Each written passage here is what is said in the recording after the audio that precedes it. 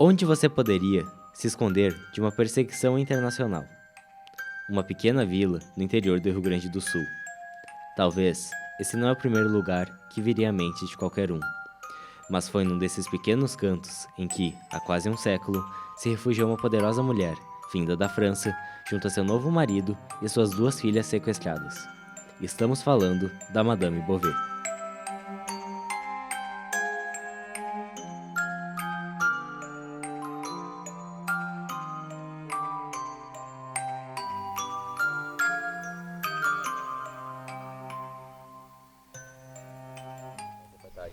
Foi amor à primeira vista. Meu primeiro contato com a história veio através do editor, uma reunião de pauta. Esta é Mara Pante, jornalista que, em 1998, escreveu uma série de 11 reportagens para o jornal de Santa Cruz do Sul sobre a história de Madame Bovary. Que ele me trouxe informações sobre o assunto. Nossa, eu pirei quando eu ouvi aquele assunto. Eu quero. Ele disse, é um desafio. Eu digo, mas eu sou a Ariana quer desafio. Vamos lá. No dia seguinte eu já estava correndo atrás. Eles comentaram comigo que havia interesse em fazer um livro sobre uma história muito interessante. E este é Beno Bernardo Kist, também jornalista e escritor, que em 2013 colocou a história de Madame Bovary nas páginas de um livro. É uma aventura assim bastante perigosa e difícil, que acabou fazendo com que houvesse várias situações que se tornaram interessantes para a abordagem no início, inclusive como reportagem e depois então como livro. Mas, afinal, quem era a Madame Bovary? Nascida Maria Luisa Hilleret, em 1892, ela era filha do francês Clodomir Hilleret, dono de um grande engenho de cana-de-açúcar em Tucumã, na Argentina. A vida deles, que era bastante conhecida por terem um empreendimento industrial muito grande na área de açúcar, e esse empreendimento gerou também muita influência política, tanto que eles tinham uma área lá para funcionários e para toda empresa, que praticamente virou uma vila grande e que tinha até hotel, tinha assim, uma mansão também, que recebia presidentes da Argentina, de outros países, até dos Estados Unidos, da França. Então, essa família era bem influente na região. Após a morte misteriosa de seu pai, em 1909, ela ficou herdeira de uma fortuna de 6 milhões de pesos. Porém, acabou sendo enviada para a França, onde tinha parentes. Lá, ainda jovem, casou com o cônsul Luiz Albert. E aí acabou sendo forjado esse casamento com uma pessoa de mais idade e com a qual ela não tinha assim, uma relação muito boa, né? Foi um casamento mal sucedido, realmente. Ela passou muito trabalho nas mãos dele. Durante o casamento, nasceram Beatriz, em 1923, e Maria José, em 1927. Porém, a vida era difícil. Em um depoimento ao jornal argentino La Razón, Maria Luisa criticou duramente como havia sido o matrimônio. Este casamento, desigual pela idade, pelos sentimentos e pela nacionalidade, constituiu para mim um martírio moral. Não encontrei nunca afeto, nem consideração.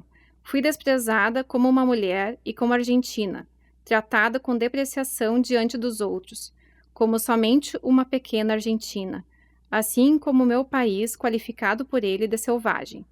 Este senhor absolutamente insolvente, que no contrato matrimonial declarou como único haver uma renda de 5.000 francos de sua mãe, considerou este casamento como um negócio. Para ele, só existia uma preocupação, o dinheiro, e de minhas rendas chegou a reunir mais ou menos 40 milhões de francos em bens conjugais na França. O divórcio também era uma tarefa difícil, e as leis não facilitavam nem um pouco. As leis, elas traduzem muito o pensamento do período, a cultura. A gente consegue perceber a manifestação por escrito desse machismo. E essas leis francesas, desde a lei do divórcio, que era de 100 anos antes, na verdade, ela traz muito essa ideia da punição. E é para punir justamente as mulheres. Então, elas tinham o direito ao divórcio, isso de uma certa forma é uma conquista, Em outros países não haviam essas leis que permitiam o divórcio, mas o divórcio era entendido como uma punição, porque as mulheres acabavam ficando sem ter o direito à guarda, né, dos filhos. Então, como tu vai punir uma mãe? Tirando os filhos. Então, no momento que a mulher buscava esse direito, que era constitucional, que estava previsto, elas acabavam sendo punidas com essa restrição do contato com os filhos, porque os filhos iam ficar obrigatoriamente com o pai. E acabou acontecendo então o divórcio, e nesse processo ela acabou conhecendo o novo marido, né? O novo amor de Maria Luísa também era um homem de influência na França. Jean Beauvais, da mesma idade que ela, e ligado às empresas de automóveis Peugeot e Renault. Eles tiveram um casamento oficializado no México, onde é permitido o matrimônio para mulheres divorciadas. E nesse meio tempo também que ela acabou, quando deu uma possibilidade, quando ela ficou uns 15 dias com a guarda dos filhos, temporário, ela daí acabou aproveitando para fugir para a América Latina de novo, para o país natal dela, onde ela achava que poderia ter assim, mais sossego e mais tranquilidade e poderia evitar que ele, o ex-marido, o Luiz Aubert, viesse a persegui-la e ir atrás. Quando Maria Luísa as reencontrou, Beatriz e Maria José estavam extremamente mal cuidadas. Foi com essa sensação angustiante que, em julho de 1936, as três, mais a governanta da família, a suíça Johanna Schlepfer, partiram rumo à América do Sul. Antes de ir embora, Maria Luísa fez questão de deixar um bilhete. Nunca mais nos verás, nem a mim, nem as tuas filhas. Desembarcando no Uruguai, seguiram a Buenos Aires 2 dias depois. Logo, Jean Beauvais também se juntou a eles. A estada na Argentina rendeu repercussões aos jornais, mas também logo revelou o paradeiro da família. E ele acabou realmente fazendo todos os esforços possíveis e impossíveis para alcançar eles e ter de volta a guarda dos filhos, das filhas. Os jornais da Argentina exploraram bastante, na época, essa vinda dela de volta à Argentina. Inclusive faziam uma reportagem tipo novela, narrando essas questões sentimentais todas que envolviam essa relação dela com o ex-marido. E, embora o ex-marido não falava muito, mas ela deu várias entrevistas e dizia que ela achava que ele estava mais interessado no dinheiro dela, porque ele, apesar de ter uma influência política grande, de posses ele tinha pouco. E, enquanto ela não, ela tinha muitas posses, inclusive na Argentina, ainda na época, né?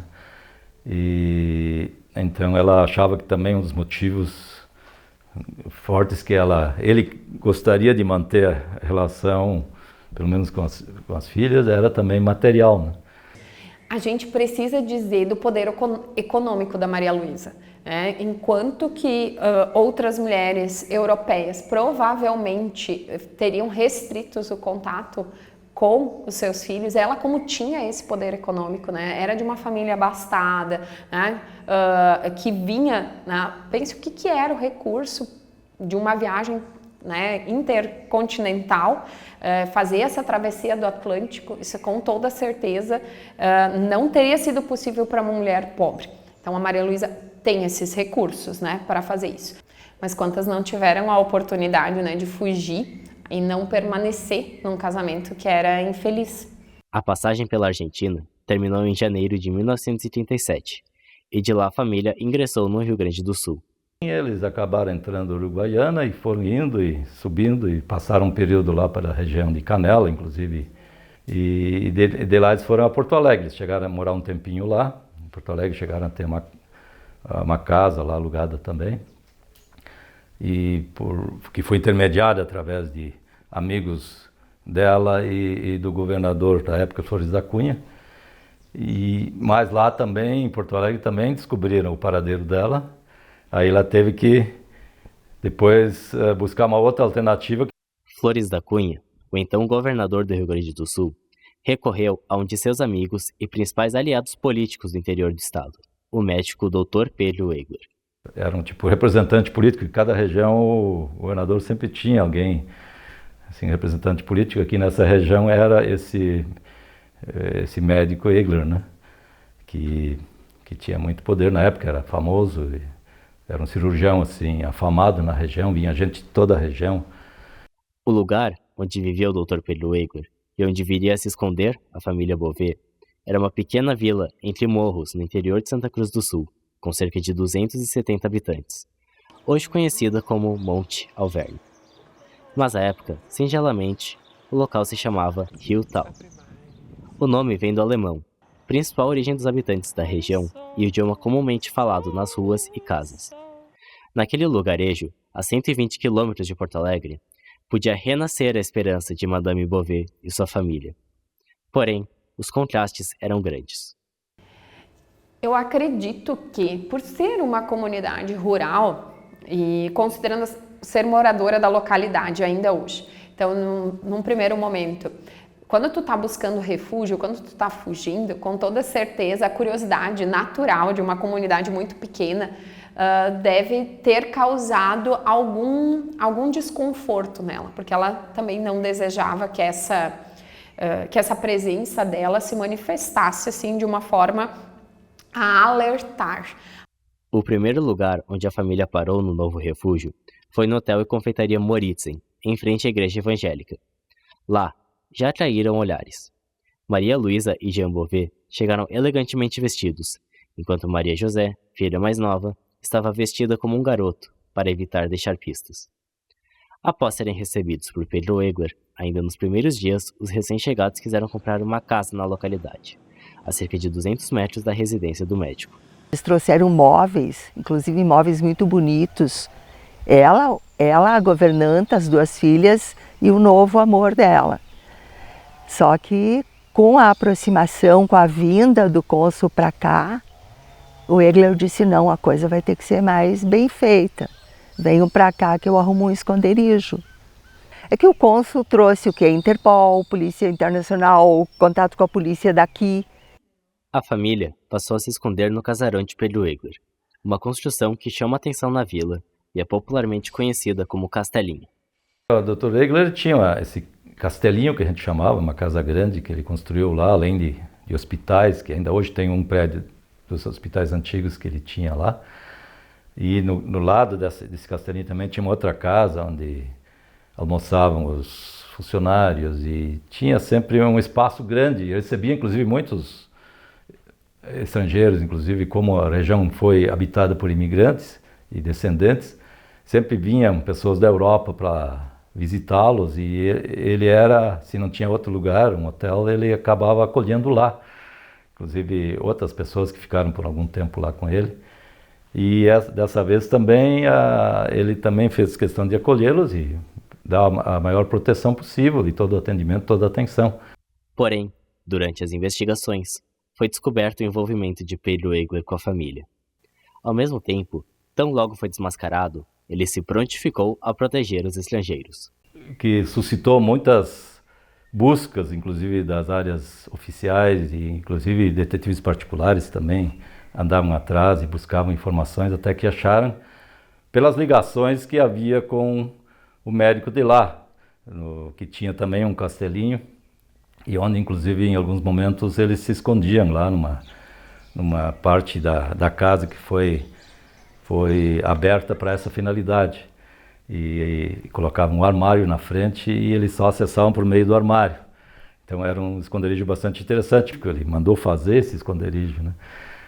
No segundo andar da casa, em espaços inclinados que tinha lá, onde ele abriu um espaço para eles irem quando fosse necessário, como eles tiveram que usar algumas vezes, né? E assim também, em outros momentos, se tivesse que fazer um outro esforço. Hoje, o guarda-roupa não está mais lá e a parede foi fechada. Mas na casa, ainda há outros móveis da época. Ao mesmo tempo que precisavam se esconder, a família buscava se integrar à comunidade, apesar das diferenças. Maria Luísa não abria mão de alguns luxos, levando ao Rio Tal um carro, cavalos de raça e um grande cão. Naturalmente, surgiu o apelido entre os habitantes locais, Madame.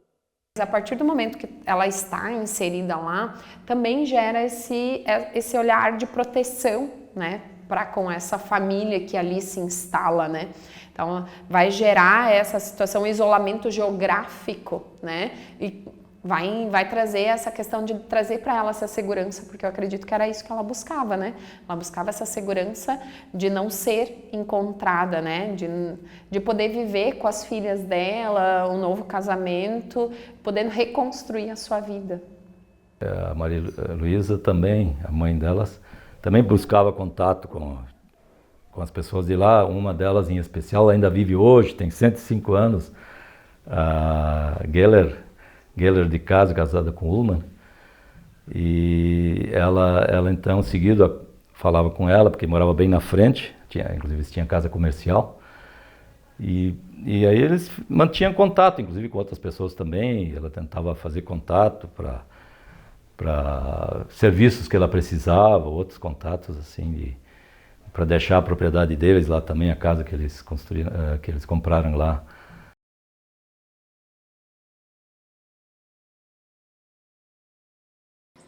Mas as perseguições aumentavam, e Maria Luísa e sua família precisavam recorrer a mais esconderijos. Deu um temporal na hora que eles tiveram que fugir, porque vinha perseguição policial de fora, e aí não tiveram tempo de buscar outro espaço. Eles iam para uma casa que era próxima ali, de um amigo do médico, e na verdade não deu mais tempo de chegar, eles tiveram que se refugiar mesmo numa gruta lá. Então foi uma situação também muito interessante. A situação contrastava com o luxo ao qual eram acostumados a viver na França, mas era necessária para se esconderem de Louis Albert. Hoje, a gruta pertence à propriedade da família Metz. Nossa equipe foi conferir o local, que agora deve ser acessado percorrendo um trecho de mata e atravessando um riacho. Ainda, outras medidas tiveram que ser tomadas para proteger a família. Um fuzil de Jean Beauvais foi escondido debaixo do berço de Heinz Weiss, neto de Pedro Egler, nascido ainda em agosto do ano em que tudo aconteceu. O pai de Heinz, Miguel, também ajudava os estrangeiros, buscando itens de luxo que haviam ficado em Porto Alegre. Inclusive uma situação também, enviaram as crianças para um parente aqui na cidade e várias outras situações assim. Ele tentava sempre evitar que chegassem a ter acesso a eles e dessa forma evitasse que eles fossem embora, né? As filhas, Beatriz e Maria José, também interagiram bastante com a comunidade. Então, com 14 e 10 anos, respectivamente, elas tinham o costume de brincar com outras crianças da vila. Então elas brincavam lá com outras meninas da época lá, né? Tentavam se entender. As de lá praticamente Maria falava alemão e elas falavam francês, ou castelhano, ou espanhol, né? Mas tentavam achar maneiras de se comunicar e despertou assim a curiosidade da comunidade de Monte Alverne. Mas o médico pedia a eles que não falassem, porque eles não queriam que se divulgasse que eles estavam lá, não dava maiores detalhes. Era envolto em mistério, tudo era envolto em mistério. Havia esse mito de que entre as duas casas houvesse um túnel que seria um outro meio de esconderijo deles. Mas isso não se confirmou totalmente. Ainda hoje, de vez em quando se fala disso, alguém ainda diz que havia essa ligação, mas que ela depois foi interrompida de alguma forma. Mas realmente entradas existem, em ambas as casas existem entradas para porões, mas na verdade poderiam até ter um pouco mais de abertura. No caso, por exemplo, do Castelinho, segundo eles, esse espaço era destinado para guarda de bebidas, outras coisas que se quisesse colocar em lugares mais frescos, porque na época não tinha refrigeração ainda, né? Então se usava para essa finalidade. E no outro lado, lá também, depois passou a ser uma fábrica de calçados, tinha essa propriedade, e dizem que ainda tem algum túnel, assim, mas que estaria sem continuidade. Assim como também, há pouco se comentava que também lá na Argentina, nas propriedades da Maria Luísa, lá do engenho de açúcar, também existiam túneis misteriosos, né, por onde sumiriam gente e outras histórias vinculadas a isso. A propriedade da família Hilleré na Argentina era totalmente envolta em mistério. E, inclusive houve também mistérios em relação à própria fábrica, a mitos que tinha lá, de gente que desaparecia e depois não era bem explicado, daí a explicação era do diabo, né, que seria o responsável, mas na verdade parece que era outra situação. Mesmo com tanto mistério envolto, a perseguição de Luiz Albert era pesada e ele estava cada vez mais perto de encontrar sua ex-esposa. É a manifestação da sociedade patriarcal, machista, em que, vale dizer, hoje não é mais obrigatório que as mulheres adotem o sobrenome do marido. À época era, então a partir do momento que ela se divorciava, ela podia escolher permanecer se o marido assim o permitisse o sobrenome, né, do marido divorciado. Mas as filhas não tinham o sobrenome dela. Então, as filhas têm o sobrenome do pai. E essa tem a lógica da propriedade. E isso se manifesta nessa perseguição também. Ele entende que é o dono das filhas, que é ele o único que merece estar com a guarda das filhas. A investigação avançou e eles acabaram, então, no fim, descobrindo onde eles estavam escondidos, porque tinha muitos aspectos de bens adquiridos que tinha alguma relação com Egler e aí ele acabou fazendo com que eles concluíssem que eles estavam realmente lá, até que chegou o momento, inclusive lá no final também já o Flores da Cunha também já estava começando a entregar o cargo, já começou o período da nacionalização e da fase assim um pouco mais dura do Getúlio Vargas, que acabou também, de certa forma, acho que influindo, porque diminuiu um pouco o poder do Flores da Cunha e aí ele também não se sentia mais amparado muito para manter eles lá, né?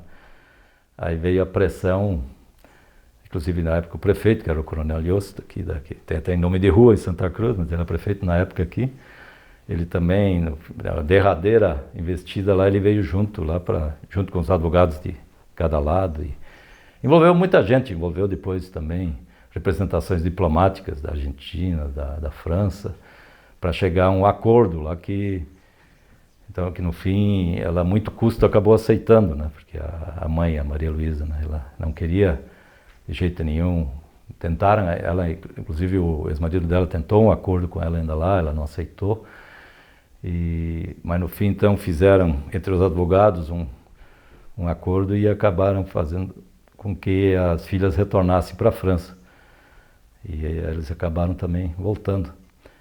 E ela teria direito a visitas lá na França e tal, mas parece que não foi bem assim. Mas como havia uma base legal, ela, pelo que se soube assim por alto, ela teve contatos ainda com elas depois. A despedida de Madame Bovary e sua família comoveu a muitos na pequena vila de Hilltown. O Dr. Pedro Egler e sua família, o subprefeito Arthur Schunk e vários outros presenciaram os últimos momentos de Maria Luísa, Jean Beauvais, Beatriz e Maria José na vila. Os que de primeiro momento estranharam os estrangeiros acabaram virando seus amigos e viriam a sentir sua falta. Maria Luísa também sentiria saudades daquele lugar, onde queria ficar, mas o destino não deixaria. Contudo, dos europeus, uma pessoa acabou por se fixar em Monte Alverne. Outro, parece que a governanta, a tal da Johanna, se apaixonou por alguém dali de Monte Alverne e acabou ficando, casando. A casa que os Beauvais haviam comprado acabou sendo repassada para a governanta Johanna, assim como alguns móveis. Em poucos anos, deixaram a casa, onde então funcionaram uma fábrica de calçados e uma padaria. Hoje, porém, está abandonado. A ex-governanta e seu marido adquiriram uma propriedade rural em Linha Brasil, uma localidade próxima.